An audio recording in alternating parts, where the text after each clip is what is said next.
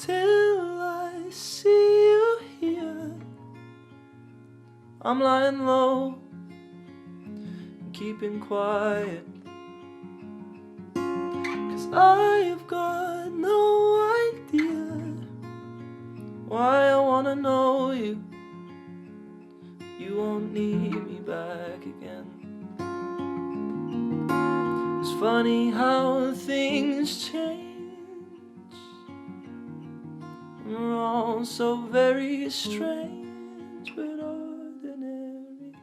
Would you take back all your feelings for me? Or does it matter anyway when you tell me all your secrets, never show me all the love you threw away and I tried?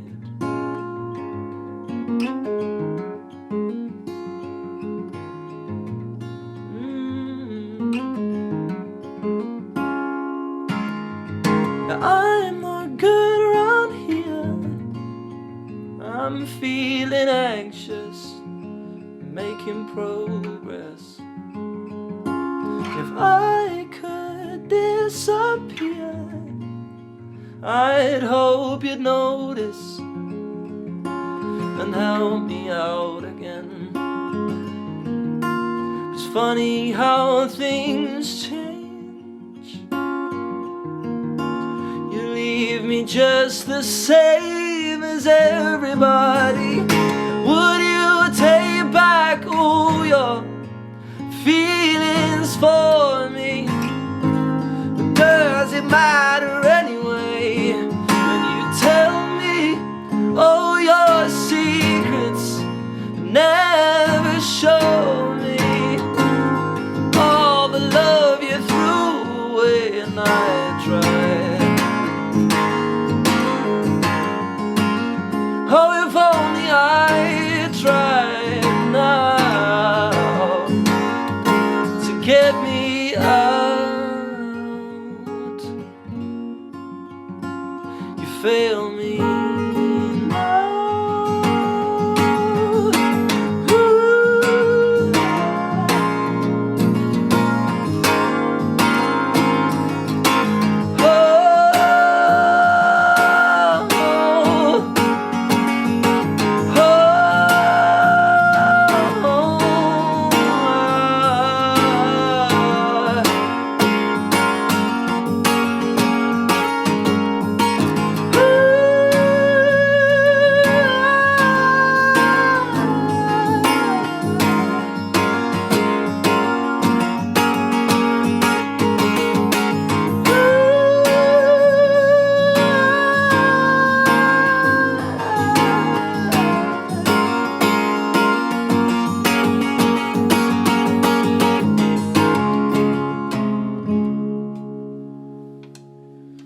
Welcome to the Need to Know Music Show with me, Ronan MacManus, and today I'm joined by a singer-songwriter who channels the greats of the past while forging his own path with the raw honesty to his songs. Please welcome Louis Coupe. How are you, mate? I'm good. How are you doing? Yeah, I'm good. So how's lockdown been treating? What have you been doing during this lockdown the last few months? Well, I've done well. I mean, I suppose like everyone, can't play live. I was gonna play a headline show and gonna do a few different festivals and stuff, but as with the rest of us, can't do that. So I've like really just thrown myself into recording stuff. I'm in this is a bedroom with my mum and dad's. I moved back to my mum and dad's place for a bit, and I'm in a tiny bedroom. So I've just been recording pretty much all day, every day, writing new songs and recording just to try and, you know, get better at doing that on my own at home. Have you been doing sort of some live stream stuff? Have you got into that? Yeah, I've been trying to do some. I always used to hate doing live streams, and then kind of like this is the only way to play live. So, yeah, I've done live streams. I've tried to do one every Sunday, every other Sunday, just to chill. I do some requests. I love playing some old 70s piano stuff, so it's nice just to jam some of those and chat to people a little bit. And so yeah, I've done some of that. I mean, what else? I go running a lot, but that's non-musical. But just That's trying to okay. stay. It's good. It's important. Yeah, it's like it's all you can do. My day is go for a run, come back, record, maybe do a live stream, scroll through Instagram a bit, go and do a bit more recording. It's good. Yeah, that's pretty much it. I've just been recording so much. So is this So going to be? Do you have like a studio in the house that's good enough quality to release? Is this stuff I you're mean, releasing, or is it demoing just stuff? so so it's not the most state of the art thing, but you know, I've always been one for like trying to get the most out of a small amount of stuff rather than having loads of stuff. So it's kind of like one or two microphones, a keyboard, and whatever, and then seeing it, like how much you can do with that. Acoustic guitar, you know, and just kind of doing that. So yeah, it's kind of like a real basic setup, but yeah, it's like trying to get it to the point where you can kind of do it yourself, and obviously kind of brings it home to you, like the realities of like the cost of recording in a real studio, and then what you're capable of doing on your own as well. Obviously, I it's a lot. suppose. Yeah.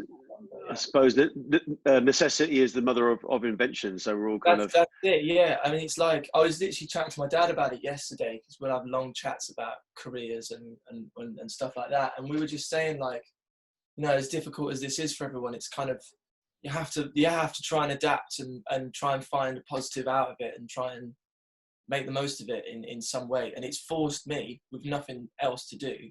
I mean, I've always recorded, but it's forced me to like, this is all I can do. This is all I can do for now. So let's just try and get as good as possible with it, you know. Absolutely. I think every musician's been kind of innovating and kind of just sort of trying to keep creating, you know, because as much as the lockdown is frustrating as far as going out and interacting with the outside world, I suppose it is a good time to kind of be a bit more introspective. And yeah, that's definitely it. Yeah, it's like, I mean, there are things I miss. Like, I mean, I had plans to like try and road trip with my mates in America. I've got quite a lot of friends over there, and I had all these plans to go traveling this year. It was the year of like doing all the things that I had on my bucket list. Really, that was what I wanted to go do this summer. Was like, you know, I've spent a lot of summers doing all the wedding gigs and tons of different shows, and then whatever else, or touring with people. And this summer, I was like, I'm gonna go traveling this year, and it's like been the complete opposite. But it's like you can't just dwell in that. Like, you know, what am I doing? It's like I'm gonna try and you just gotta make the most of it in some other way, haven't you? So. Last night I lost myself, running out or to LA. I feel okay. Sometimes my mother says, look, you'll be fine.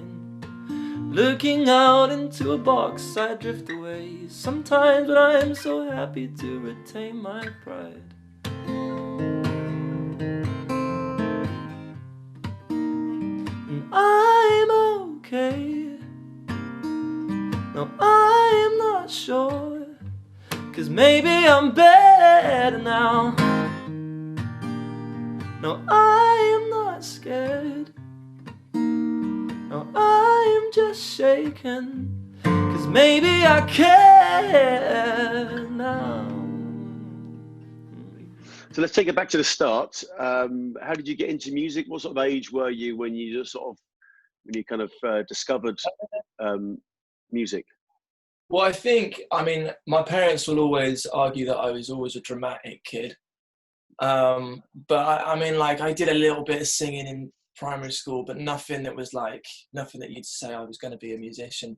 But it was when my mum, I'll try and keep the story really short. My mum bought like a keyboard, like a light up keyboard for Christmas for the family. And it had tutorials how to play songs in it. It had the song Your Song on it. And I think I just kind of liked the song, and I played a little bit. I never played the piano. It was just like, you'd just be like this, you know. But I think I liked the song, and they gathered that I liked the song. And then, but for some reason that meant that I was a huge Elton fan in their eyes for some reason. And I don't quite know why. I don't know if I did, you know, was a big fan. But anyway, they ended up telling me they were going to take me to a fireworks display indoors at the Birmingham NIA. Like, it's going to be a bonfire inside. They sold it telling me that Take That were going to play. And as an 11-year-old, I was like, oh, great, I can't wait. So I went, and then there was all these hints, and I never twigged. I've got it down here. They even bought me a program. They bought me an Elton John like book, everything. And then, but I never twigged until he walked on stage and did like a full 2-hour gig. And it just like, there was literally that moment. It was like, I just know that's what I want to do. And I think literally. So it was a surprise Elton John gig. That was it, with no fireworks though. It must be disappointing for 11-year-olds. No, but there was the stage show was amazing. It was the red piano show. Yeah. They had a bright red piano and all these like neon props and videos. And I think the whole thing, it wasn't just the piano and the music, it was like the whole show and the Vegas feel and these beautiful David Chappelle films. The whole thing was just like, I don't know, it was the whole experience really inspired me, the art of it, the video, the visuals, the music. And then, yeah, literally the next day I like YouTube how to play your song. So in a really crude way, learned how to play it on the piano. And then that was it really. I just learned on the piano, just different, like loads of Elton songs. Then I started progressing more into the Beatles and learning Let It Be, Imagine, you know, like the simple piano stuff. And then that was it. I learned a bit of Billy Joel. And then did the same with guitar really. Just got obsessed with learning instruments on YouTube. So. And at what point did you start to think you wanted to sort of write your own songs and express your own sort of feelings and things like that? When did that sort of kick in? Because obviously at this point you're obviously mimicking a lot of your favorite artists, you're learning songs and you're doing all that important stuff. At some point you think, all right, okay, I've got my own thing to say here. What sort of age were you when that happened? I think it was just like a natural thing to do, just because of the people. With my approach to music, it was always, I never thought about, I want to achieve that, so I've got to work at that or something. It was always just like, I wanted to play Elton John music, so I didn't think I need to learn how to play the piano. It was just like, I just want to play the song, which is why I YouTubed it and I do it on the day. So the thing with songwriting, because everyone that I was listening to, Elton, the Beatles, ELO, the Stones, or whatever, a lot of it is you know, powered by original music, and it was just like a natural thing. That's what you do. I just thought that's what you do. You got to write your own songs. So it was just like a thing. I mean, they weren't great songs. My dad got encouraged me. He'd like write me some lyrics or something, and I'd like try and write a song or whatever. And it was just like, yeah, you can have a go. Like, don't be scared to have a go. You can write your own songs. But it was your dad musical? Like, was your dad musical? No, not at all. Musical? Not at all, ever. It was just been really good at encouraging me, you know. And it was just like, all right, well, if you're scared to write some lyrics, I'll write some lyrics. We wrote like a crude James Bond theme or something. Brilliant. I think it was called Bullet with Your Name on it or something like that. And it was like, there should be a James Bond film called that. There should be. That's brilliant. Bullet with your name on, something like that. And it was super crude, but it was like, I could see you in the Shirley Bassey outfit. Actually, I think that'd look good. That's the dream, really. I mean, if I ever got to the point in a career where I get to do a Bond theme, I might resurrect it. So, that'd be brilliant. I wrote one when I was 12. We heard it here. Heard it here first. Heard it here first. But yeah, but it was because I was obsessed with Live and Let Die. That like huge writing, that production, stuff like that. But so it was all just like natural, just to have a go at doing things like that. It wasn't like a thought out or like, I reckon I'll have a go. It was just like, that's what you do, innit? I guess. But I suppose all the sort of artists that you mentioned have a kind of a flamboyance to them, don't they? It's all much more than just the music. It's a real and like as you said, a performance art around it. I mean, is that something that you carried into your own music? I'm not like a particularly I mean, look, I'm playing polo and some jeans. I'm not particularly flamboyant. I don't think. I don't know. I do like it. I love the glam rock stuff. Like at the moment, I'm on like a bit of an Iggy Pop, David Bowie, Velvet Underground kind of phase, all that sort of stuff. So the kind of, I don't know what you'd call it, the glam rock and the punk of like the early 70s and stuff. I love all of that stuff, and I feel like I've thought about it more and more recently. It's something that you have to do as an artist. Like looking back on those artists, it was always like you have to do something more than just like play a song in a way. But they still had amazing songs. They could just like do both of these things so well, you know. But yeah, I've thought about it a lot more, and like, why not? Like, there's more to. So I suppose for me, I've always done it. It's been slightly different because I'm slightly more like introverted, kind of with my songs and that sort of thing. Well, I think that kind of suits. I think that kind of suits today more than the kind of outrageous outfits type thing. I think there's a lot more of a market for that now, I think.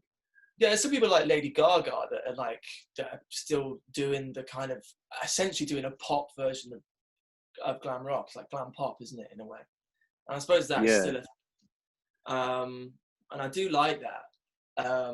But for me, when you hear her singing on things like the Star Is Born soundtrack, it's just like she's just singing straight, and it's just absolutely amazing. And you think, wow, like she that's when it's stripped right back. She's just an amazing talent. And that's why she's a good reference point, because it's the same as those artists in the 70s that with stripped back without all of that facade, they was just amazing. Like my favorite like Elton record is like Honky Chateau or Tumbleweed Connection. It's just a piano, bass and drums with a little bit of guitar. And the lyrics Benny Taupin are so good, and these vocals are great, the piano is great, the musicianship's great. There's nothing glam about the music. So the music itself was strong enough as it is, and then it's just the stuff on top of it which makes those artists so special for their time as well. So, and then Lady Gaga is a good reference because she's a talented person that writes great pop music, has an amazing voice, can play the piano, do all that, and then she does the glam show on top of that, which makes her like a real special artist. So she's a good reference point, I guess. Not that my music sounds anything like Lady Gaga, but. No, but it all goes into the melting pot, doesn't it? That comes out where you know you feed the stuff in one end and it comes out the other way as your own thing, and it's great to have all of those all of those influences now as wide a range as possible. It's fantastic. So just seeing what the stuff you've been doing. Then you mentioned the Royal Albert Hall the other day on the phone to me. You were saying what was that? How did you get to play so you played the Royal Albert Hall? When was that? We played it in November, and I played with my band, just my mates. It's, you know, best people to have in your band. And yeah, I kind of known this group called Music for Youth for a long time that put on amazing events, and I got to know them when I was kind of like 16, when I was in a couple of events for them through my school choir or something like that. And yeah, I retained kind of a relationship with them over the years. I did stuff with like my first band when I was like 16 or something with them. So I kind of knew them, and then kind of retained a relationship but kind of lost touch a little bit. But then a mutual connection put us in touch again for me to go and help them out with just to kind of like talk about music and play some songs for the kids that are involved this time. And then they put on this huge event called the Proms for a lot of young musicians. And so they asked us to be a part of it, which was amazing. One of the best. What was it like? What was it like stepping out to that stage? It was like a dream, because I've seen a couple of gigs there. And yeah, it's like, for me, that's like the best venue in the world. It sounds amazing. It looks amazing. Well, if you're in the audience, there's not a bad seat in there. It always sounds amazing in there. And then when you play as a performer, it's also all the best. It's just as a performer, it's the nicest gig you can play. And yeah, it was like, for me, that's always been my dream venue to tick that place off. So yeah, we did it, and it was full. There was like 6,000 people in there, and we played 2 of my songs, and there was 6,000 people with torches singing along and screaming and stuff. And it was just 10 minutes of like living the dream a little bit. Mother, are you free to talk all day? Well, find me cover,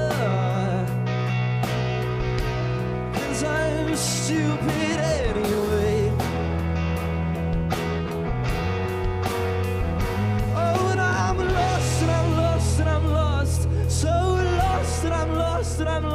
and so very vulnerable. Oh, and I'm lost, and I'm lost, and I'm lost, so lost, and I'm lost, and I'm lost, and I am beautiful like a puppet on a string. Fantastic. That's amazing. Into our dressing room backstage, and you get obviously you get the dressing rooms which all the big stars have been in. It's like the previous day you've had Clapton in the same room as you or whatever, and it's all these videos you've seen of events at the Royal Albert Hall, and you walk backstage and like, yeah, it's the same thing, and you're just sitting in your dressing room thinking, we've just played that, and I wonder who else has walked off that stage into this room and had the same feeling as us. Like McCartney and all those people, they're walking into this room going, wow, that was like, you know, real special gig. It's one of those places. It's got a sensification to it, hasn't it? I think it's just got a sort of grandeur naturally, isn't it? It does, and it's like the music so well. It's just like it's all about the music. The whole thing's set up so that you watch and you appreciate the music. It was funny. About 4 days, we played it on the Tuesday, and on the Friday, a mate messaged me and said, "I've got VIP tickets to Jools Holland or something. I'm guest list to Jools Holland." And I was like, "Do you want to go?" And I was like, "Yeah, love a bit of Jools Holland." So I went, and it was at the Royal Albert Hall. And so I was 4 days later, sat in the audience of the place I'd just played. And it was like a real surreal moment. We got to go backstage, and like, I think he knew some of the bands. So we met some of the bands, and I walked backstage and I was stood outside the dressing room we'd had. And then like Jools Holland walks out of it. And I was like, oh, this is mad. He's like, that's my dressing room. I was in there 4 days ago, yeah. So yeah, I mean, not to like, I don't like to dream about stuff too much, you know, stay down to earth about it. But you know, it was a real nice, special thing to You have to enjoy that. You have to enjoy those moments when they come along, because God knows if we do enough venues, small pubs, places, you know, enough crap ones. You got to really enjoy those big ones, you know. One of the actual last live gigs I played, playing my stuff. I've done a few stuff since, but that was one of the last live gigs with my band anyway. It was the last gig I did with my band. So that was November. And I didn't know that I'd be sat here in June, having not even met them this year yet. So, but hey ho, well, it's a nice one to think about, the last gig. But yeah. So, yeah. So you released a single in March. That was a lockdown single then. How did that one come about? What was that? Well, I had the song recorded for a while, and we just kind of needed to get it out. And so, yeah, it's a song called Pale Me, which I recorded last year.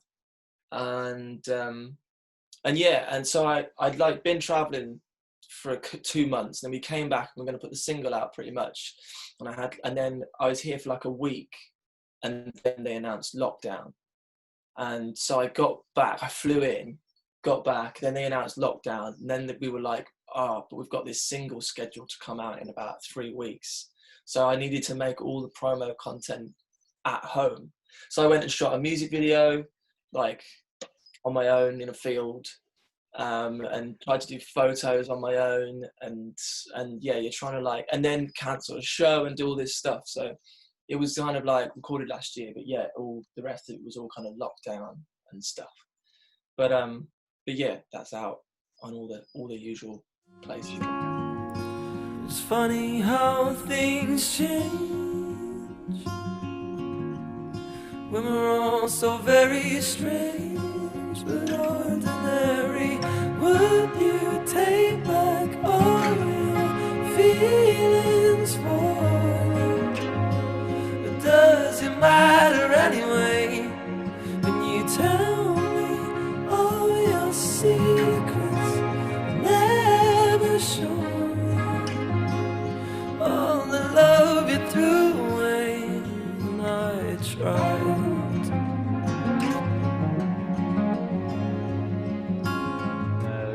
Did the Radio 1 virtual big weekend? Yeah, that was a funny. How did you get that? I mean, what was that? How did that come about? Why? BBC Introducing in Shropshire have always been amazing. They've always like really supported me over the years when I was sending them my James Bond themes, and then in all the different bands I've played in, they've always played my stuff. So so yeah, I sent them Play on Me as I did, and they made it like their track of the week. And then they passed it along to Radio 1, and Radio 1, I got a random email out of the blue asking me to come and be part of the big weekend. And this year they did a virtual version because of obviously lockdown. So yeah, I had to send in a performance from home, which I filmed in my conservatory. So which is a weird way to play a festival, but yeah. So that happened about a month ago. So that was cool. Yeah, was that? I mean, what did it? So did you pre-record it and send it in, and then That was it. Yeah. So you got to watch it as live, sort of thing. Yeah, it went up on like the BBC Sounds app, and they then broadcast it across every BBC radio station across the country. Wow. So that was a nice little. It's a nice little a thing amongst kind of feeling like you sat in your bedroom, and then you think, well, I have almost essentially played like 40 gigs tonight. In one. It's like a UK virtual UK tour in one go. Kind of, yeah. It was like every region around the UK. So I suppose it is kind of a mini tour in some weird kind of way.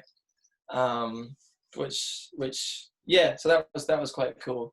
And it was cool to be on like the lineup along with like all these artists that were doing the same thing. It kind of puts you on a level playing field a little bit, because you've got like bands like Biffy Clyro having to do the same thing. They're having to make a video on their mobile phones at home, and suddenly it reminds you how human everyone is again, that everyone's going through it, and so. So I know you mentioned the Royal Albert Hall, but would you say that's been the highlight of your music career, or has been any other things that spring to mind? It's obviously a massive thing, but like anything else that springs to mind? I suppose, since I've been releasing stuff on my own, that's probably a big moment, really. Yeah, I only released like my first solo thing like about a year ago, so that was like, I've never kind of done gigs and played under my own name. I've always just been like as part of a band, the front man of a band. So it was kind of nice to like have your own name build somewhere. But yeah, my oh God, put me on the spot. I try and think about it. Career highlights. Yeah, we played a couple of big gigs like that before in some big festivals. And I've worked on. It's a funny thing. I've worked on some cruise ships, which are often like just the absolute laugh, and in a funny way, that as well is like a real big thing. I supported Dave Koonin from The Killers. He has like identical hair to me. That's like stood next to each other. So yeah, a few different support shows and writing with people that I've looked up to, and I write with a guy called Ben Sansom as well, which is nice because I was a big fan of his band Lower Than Atlantis when I was a bit younger and playing in rock bands and stuff. And so yeah, a few different gigs like that, but I try and just always think about the next thing in a way. Yeah. But yeah, I think the Royal Albert. That's the curse of the musician, isn't it? You're always looking forward and never enjoying what's. It's good. It's good. Albert Hall now. Come on.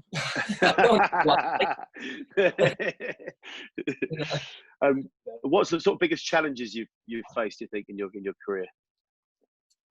I suppose a lot of it's like, I think, there's always the things about being a DIY musician and the cost of it, and trying to like do that and promote yourself, get it heard by people. But I suppose that is just the challenge of it. So it's not like personally, but I think for a while I really struggled, kind of having played in bands and written music for bands, for other people, a particular style. It was always like, I suppose, battling with what people expect of you and what you should sound like. So I'd write for a band, and then a band would be like, I played in like quite rocky bands when I first started properly kind of touring and playing around a bit.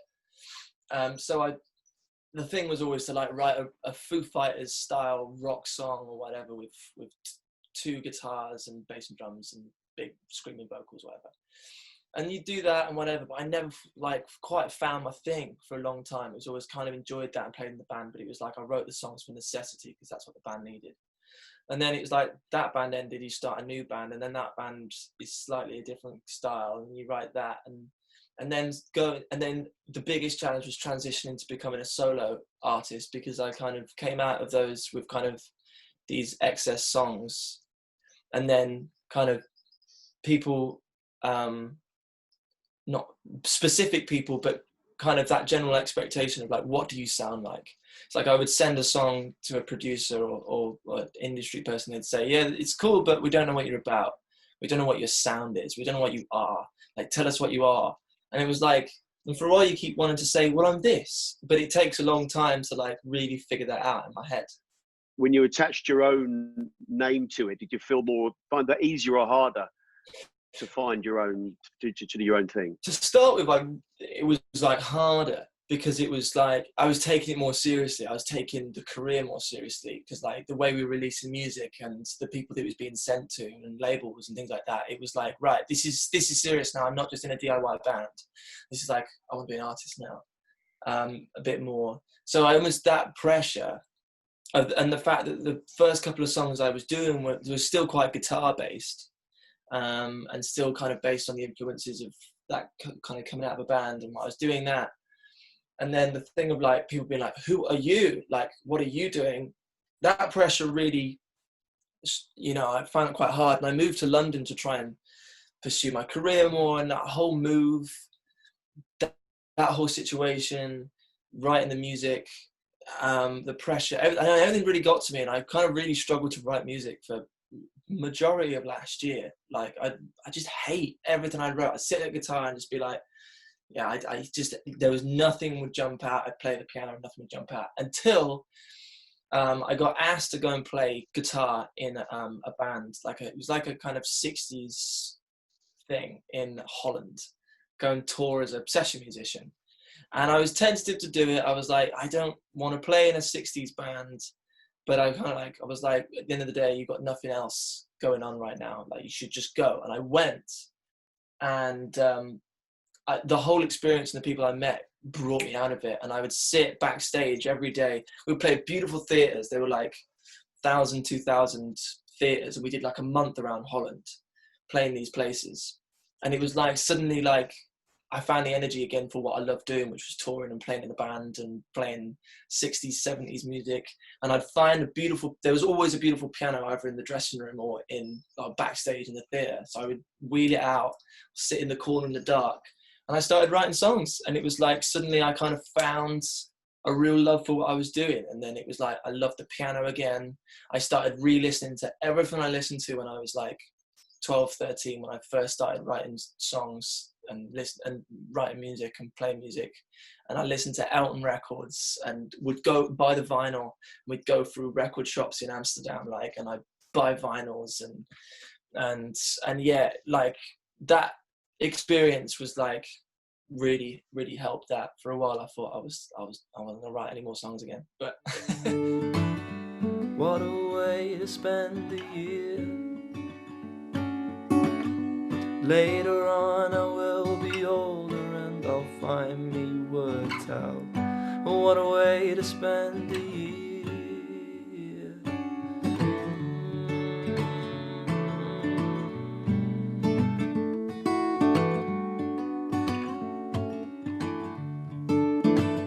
Like I'd almost convinced myself that what I wanted to do wasn't very cool. And then going away, I kind of realized I didn't care anymore. It was like, you write 70s style piano ballads. Like no one wants to hear that anymore. No one wants to hear a nice melody anymore. It'd be like, oh, your song's over 3 minutes long. And I'm like, yeah, a lot of my songs are like 4.5 minutes long, you know. But then there's always that balance of trying to like do something that's commercially appealing, but also you only can deliver something that's strong if you care about it. And then I think that's what I started doing. So I don't care anymore. I'm just going to write what I like to write, and if no one else likes it, well okay.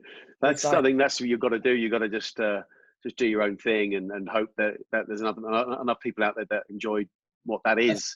Yeah.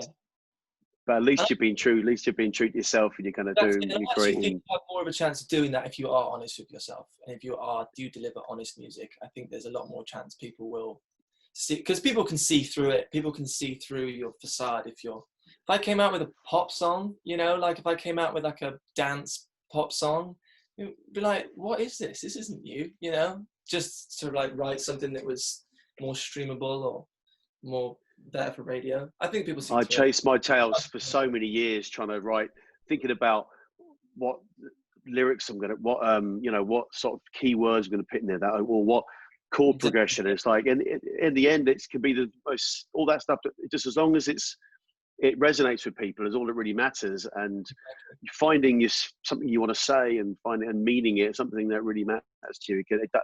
As you say, people can really see through it if it's not that, if you don't mean it.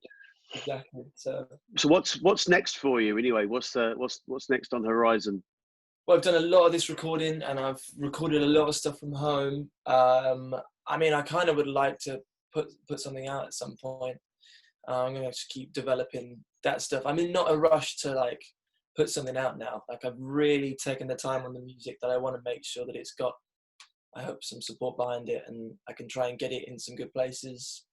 But yeah, I mean, in my head, I'm always like dreaming of doing that first album. So I'm always like trying to just write the best album I can. And then if that takes me 3 years to find someone to help me make that album, then that's going to be what it takes, I guess. But yeah, I mean, I have live shows planned, but I mean, it's unlikely that something's going to go ahead this year. So it's kind of hard to say, but yeah, for me, writing, I'm putting a lot of covers out. I'm doing a lot of, for the meantime, I'm getting musicians that I've met through traveling around the world to help me like do a bunch of covers. I'm working on a Billy Joel cover at the moment with a bunch of people from everyone's from a different country around the world. So brilliant. That'd be brilliant. So when are we likely to see? Is that going to be like a YouTube thing, a social media thing? Yeah, or is it yeah. So it's all on like my social medias. I try and I release a cover of some kind every Wednesday. I just play stuff that I'm listening to. If no one knows the song, then I'll introduce you to something that's like some random B-side that I'm listening to. So yeah, but I do a lot of the 70s stuff. I did a Bob Dylan cover last week. So yeah. So it's Louis Coupe Wednesdays is what we've got to be in our diary. Yeah. Everyone set an alarm. So they can go to your YouTube, they can subscribe and then get the notifications when you release things, and that's the best way to do it, isn't it? That's it. YouTube. I post some of my photography on Instagram as well, and I'm on Facebook, and yeah, I'm always trying to make content, so there'll always be random videos and things going up. So yeah, on all those, and yeah, every Wednesday I try and do cover. Every Sunday I try and do a live stream, or every other Sunday. So if anyone wants to get involved with that, then you can. Brilliant, excellent. And this is the Need to Know Music Show, and we ask everybody to give a recommendation of an artist that people may not have heard of, but they do need to know. So, I mean, who's your recommendation? Well, I was just on the phone to my mate Chris, who plays in a band called Hunter and the Bear. So they're really good mates. Chris plays in my band. He's played live with me, and we've toured together. And yeah, his band are amazing. Hunter and the Bear. I supported them last year as well. And they're really kind. I've heard of them. You have? I need to. No, but I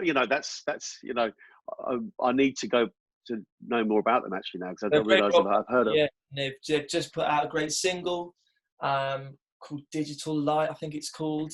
Yeah, they're great. Also, I will mention a band called Hunger Moon. There's a duo called Hunger Moon. My mate James plays in it. They're a brilliant duo, a really good kind of Jeff Buckley / a little bit electronic-y, synthy kind of pop stuff. Like really good band. So Hunger Moon and Hunter and the Bear would be my two. And we'll put the links in the description below as well, so people can find those guys there as well.